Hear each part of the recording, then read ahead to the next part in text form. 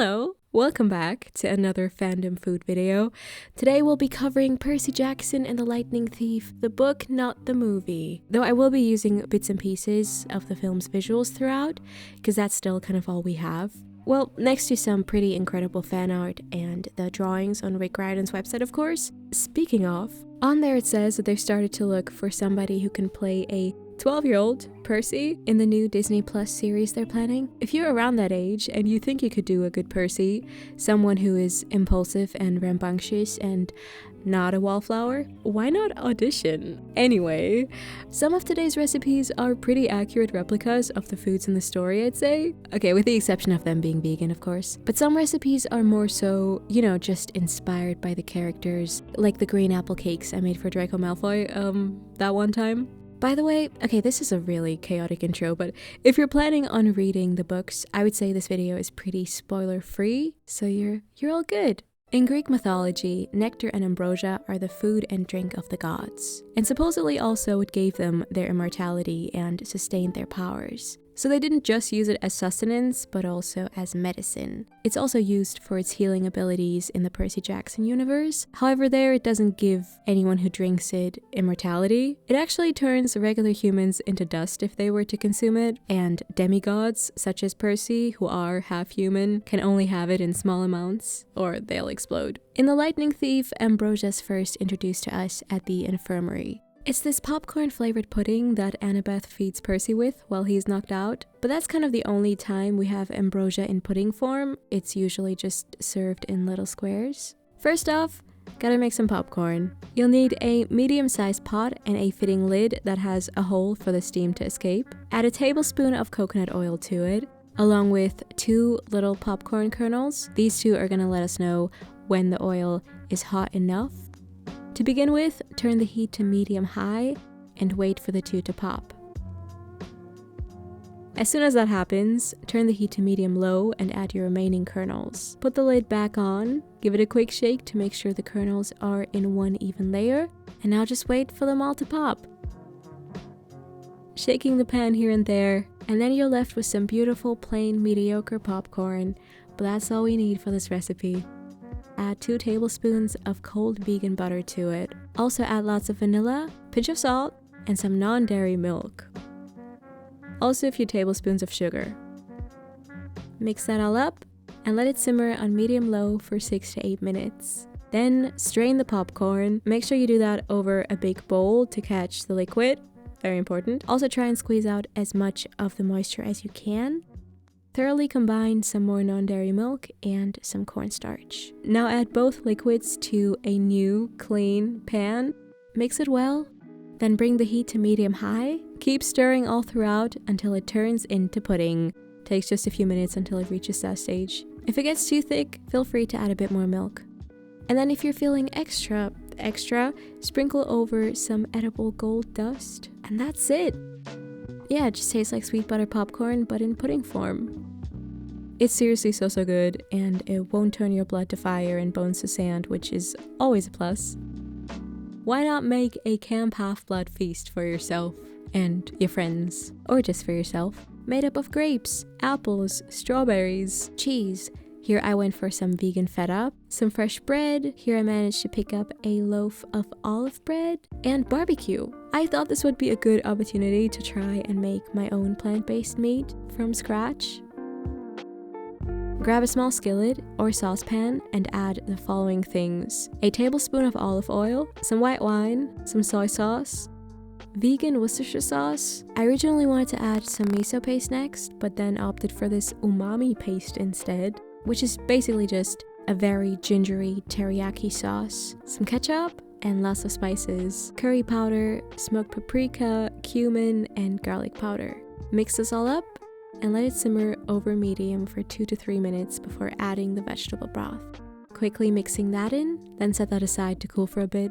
Now to a large mixing bowl, add some seitan mix, which is just straight up powdered gluten. This wasn't super easy to find, even in Berlin. I had to go to one of the vegan stores here. Just a beautiful place. You will of course be able to find this online. DM has it as well sometimes. Rewe has it maybe. Now pour in the sauce and mix it up with a spatula or spoon first until it's roughly combined. Before you get in there with your hands, make sure it's not too hot to touch anymore. But yeah, knead the dough for about 5 minutes. You might also have to add a few teaspoons of water if you feel it's a bit dry still. You'll feel the gluten activates super quickly, and it's just the weirdest sensation. Anyway, mix it thoroughly until it turns into this very unappetizing looking blob. Shape it into a little loaf, and then cut steak-like slices out of this. In the background there's already a pot of vegetable broth starting to boil. We're gonna add the seitan pieces in there, letting those cook over medium-high for around 15 minutes. Then take out the seitan and pat it dry with some paper towels before you fry it in a grilling pan with some hot oil on medium-high for around 2 minutes on each side. At one point I actually put the heat on high because I wanted to get lots and lots of color on these. Last but not least, pour over some barbecue sauce, turn the heat to medium, kind of mix the pieces around, letting them cook for like another 1 to 2 minutes on each side. And then the feast is ready to be served. Don't forget to burn part of your food as offerings to the gods, and then you can dig in. I brought some of this feast to a little picnic that I had with Artemis. We both brought Percy Jackson books and read them at the park. Like, what a wholesome evening this was. I just finished the 5th book in the series a couple days ago. I think my favorite was the Titan's Curse, closely followed by the Labyrinth book. In order to properly experience Percy's first dinner at camp, you'd have to have this with some cherry coke, some blue cherry coke. I first tried my best to figure out how on earth can I get the coke to be clear so I can color it. You can add bleach to it. Would not necessarily advise drinking that. Please don't. You can filter out the color with charcoal, but then you're left with not much flavor. Same goes for pouring it through thousands of coffee filters. And you know, that was all just a bit too much chemistry for me anyway. I just went to my local Späti and picked up a bottle of cola. They didn't have any cherry flavored, unfortunately, but they had some cherry flavored Capri Sun. So I grabbed one of those as well, and some sparkling water, which is probably the most German drink out there next to beer. I first poured out the cola and cleaned out the bottle a bit. Then to a big glass jar, I added only 1/4 of a cup of the Coke, the same amount of Capri Sun, and then pretty much all the mineral water. Last but not least, I added some of this royal blue food coloring.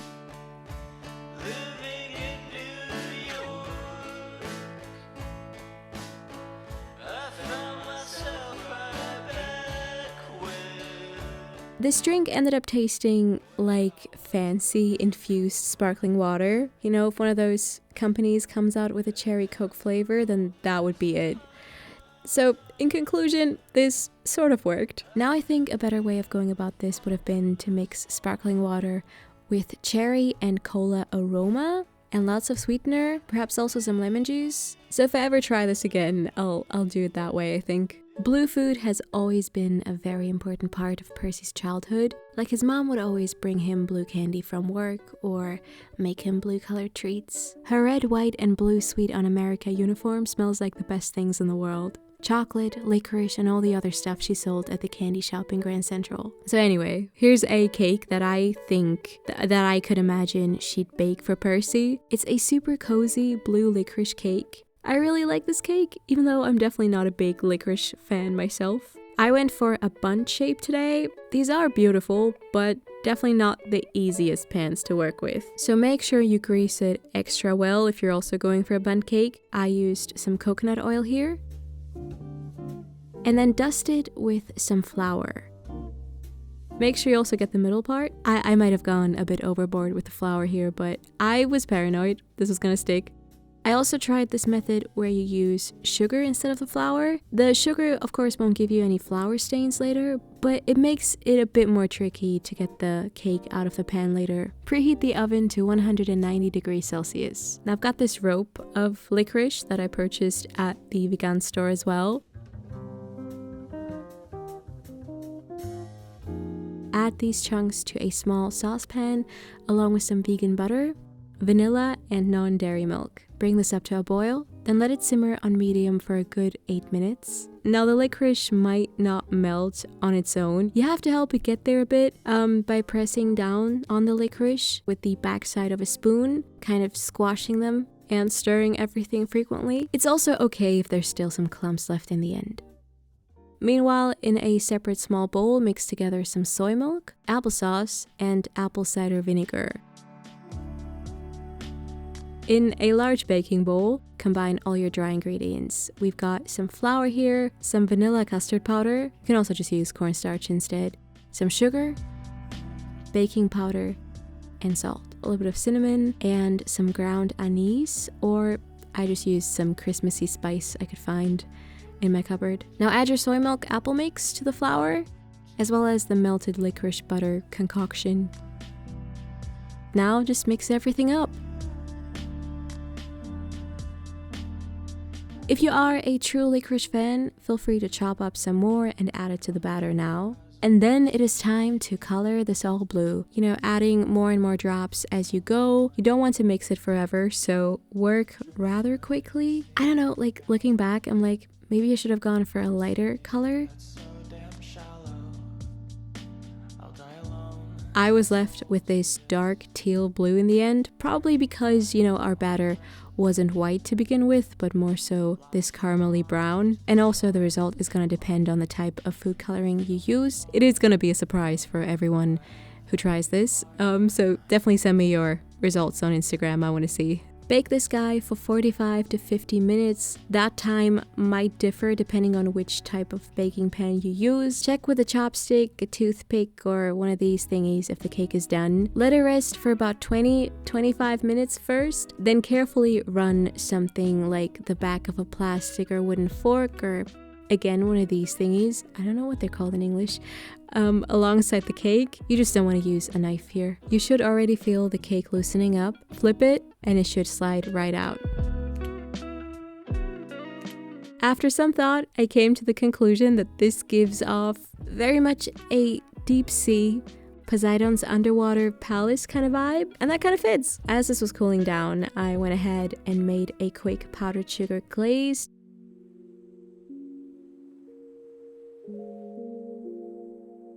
Let this set for at least 15 minutes, and then serve it up. This is blue, right?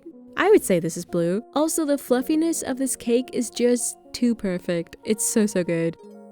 Remember that moment outside the garden emporium? I'm sorry if these reading parts are a bit cringe, but I really like this part.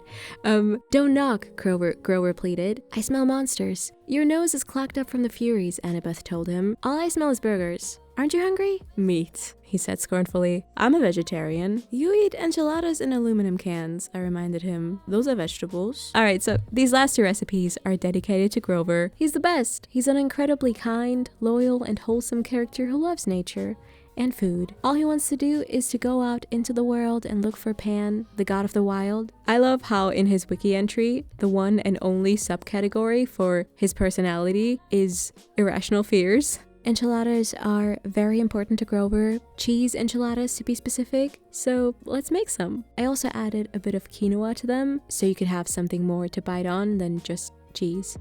First off, cook up some quinoa. Add about twice the amount of water, bring it up to a boil, and then let it simmer on medium for about 20 minutes, adding some more water here and there. In the meantime, make the enchilada sauce. Finally, chop up a small yellow onion, add a tablespoon of olive oil to a small to medium-sized saucepan, and bring the heat to medium. Once hot, add the onion and allow it to cook for about 6 minutes. Then add some chili flakes, some cumin, coriander, white pepper, black pepper, and some paprika powder. Of course, it's not like a fully authentic enchilada sauce, but I would say it's not too far from it. I'm adding a bit of sugar here next, just because there's going to be a lot of tomato puree used in this recipe, and that tends to be quite sour. Let the spices, onion, and sugar caramelize for another minute or two before adding the tomato puree and a bit of flour. Then mix everything well together, and then pour in some vegetable broth. Let the sauce simmer for 2 to 3 minutes. If needed, add some more water to adjust the consistency. Next, grab another small saucepan and add a tablespoon of vegan butter to that. Let the butter melt over medium-high. Once melted, add a tablespoon of cornstarch and mix that in well. Once the starch has been fully incorporated, pour in the non-dairy milk, bring it up to a quick boil, and then turn the heat to medium. Keep stirring as it's simmering for 2 to 3 minutes. Then add a couple handfuls of vegan pizza cheese, mainly for the flavor, but also to thicken it up a bit more. And then season it to taste. I think it needs a bit of white wine vinegar, a bit more salt, perhaps some garlic powder. Preheat your oven to 200 degrees Celsius. To the bottom of a small to medium-sized casserole dish, add a small amount of the enchilada sauce. Grab one of those smaller-sized tortillas, can be either corn or flour tortillas. Dip it into the sauce first, both sides. Then fill it with about a tablespoon of the cooked quinoa and a handful of vegan pizza cheese. And roll it like so. Wait, can you even see what I'm doing here? I managed to fill a total of 6 tortillas. Always kind of push them together to make room for the next one.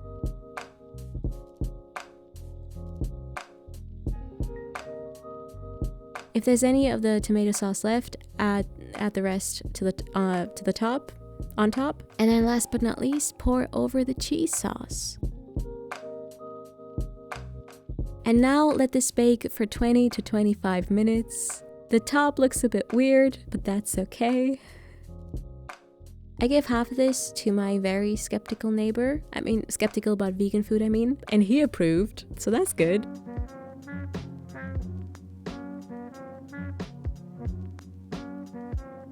Serve this with some vegan sour cream, some tomato slices perhaps, some spicy peppers, some parsley or cilantro.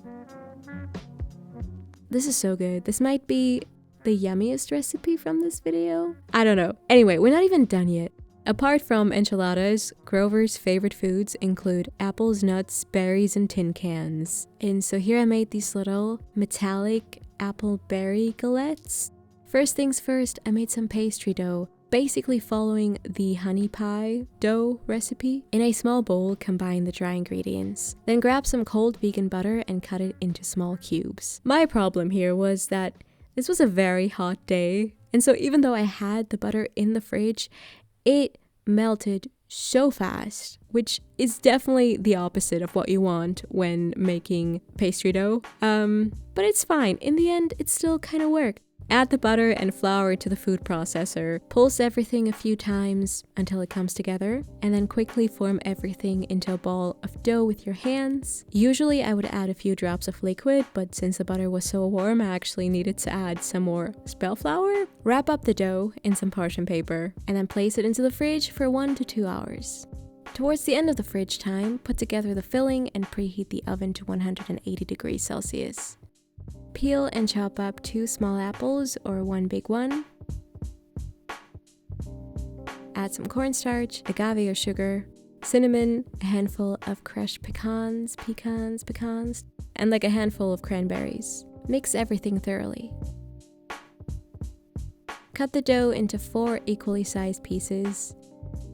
Knead each piece with your hands for a few seconds to warm it up. If it's too sticky, add some extra flour. And then shape each one into a flat circle on top of a baking sheet lined with parchment paper. Divide the filling evenly between the 4 circles. And now please, all pastry chefs, look away, because it's gonna be some seriously awful galette folding. Smooth it out with your hands as best as you can.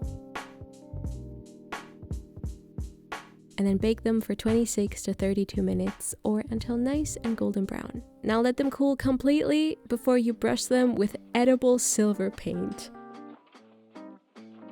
But yeah, this was by far the most fun part.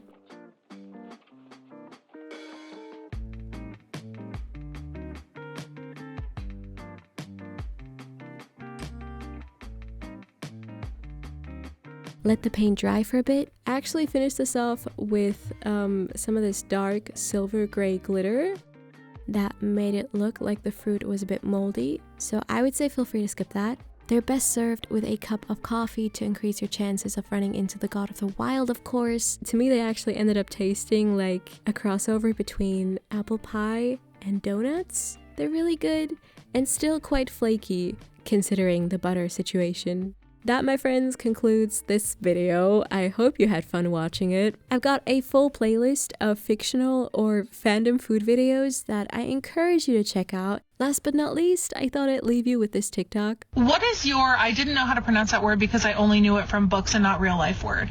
I'm gonna say every word in Percy Jackson. I have a running list going, hold on. Okay, in no particular order, we have heirs, Chiron, Thalia, Achilles, my personal favorite Persephone, Hades, and Heracles. Alright, until next time, bye!